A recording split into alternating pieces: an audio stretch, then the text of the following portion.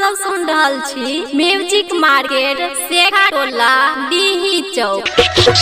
अजय मलमल, अजय मलमल, अजय मलमल।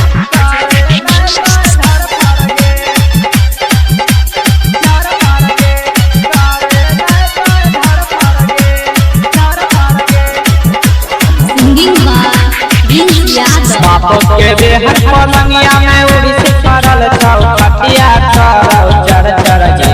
बापों के बेहद पलंगिया में उड़ी से परल चौखटिया चर चर गे। भुइया में गदा बिछाइले लगोरकी कारे नाय नाय धर भर गे। भुइया में गदा बिछाइले लगोरकी कारे नाय नाय धर भर गे।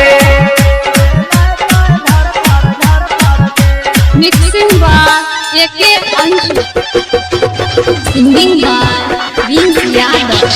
अजय मलमल, अजय मलमल, अजय मलमल। बड़ी सुंदर लागे छी गोरकी लाल लाल साड़ी में। भुइया नाय तोय गदा बिछाइबे चलना बसवारी में। बड़ी सुंदर लागे छी गोरकी लाल लाल साड़ी में। भुइया नाय तोय गदा बिछाइबे चलना बसवारी में। घर में गर्मी बहुत लगै छै देह पसीना छूटै छै। घर में गर्मी बहुत लगै छै देह से पसीना छूटै छै। भुइया में गदा बिछाइले लगोरकी कारे नाय नाय धर भर गे।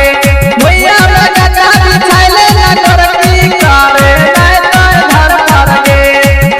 प्रेजेंटेड बाय सुमन स्टूडियो शेखा टोला डीही चौक। एके अंशु, सिंगिंग बार विंस यादव। अजय मलमल, अजय मलमल, अजय मलमल।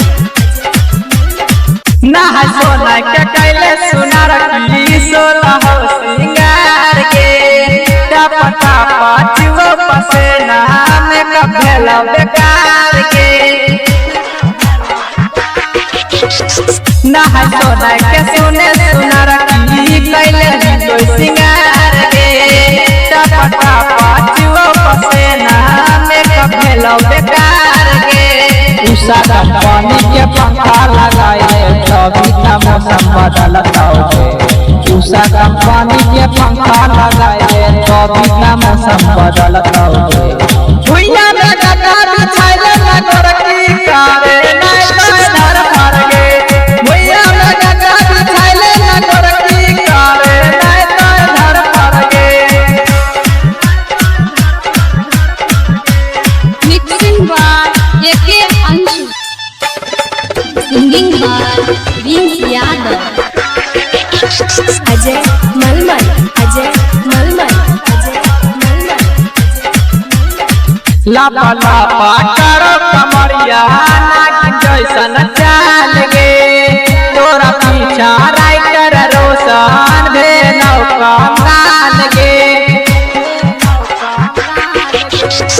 लापा लापा करो कमरिया नाक जैसन चाल गे।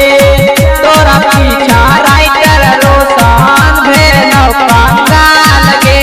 प्रिंस के अपना सीना सटाए तबे तपतिया बनत होगे। बिपिन के अपना सीना सटाए तबे तपतिया बनत होगे। भुइया में गदा बिछाइले लगोरकी कारे नाय नाय धर भर गे।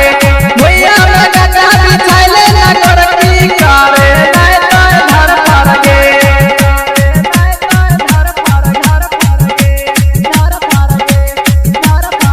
प्रेजेंटेड बाय सुमन स्टूडियो शेखा टोला डीही चौक।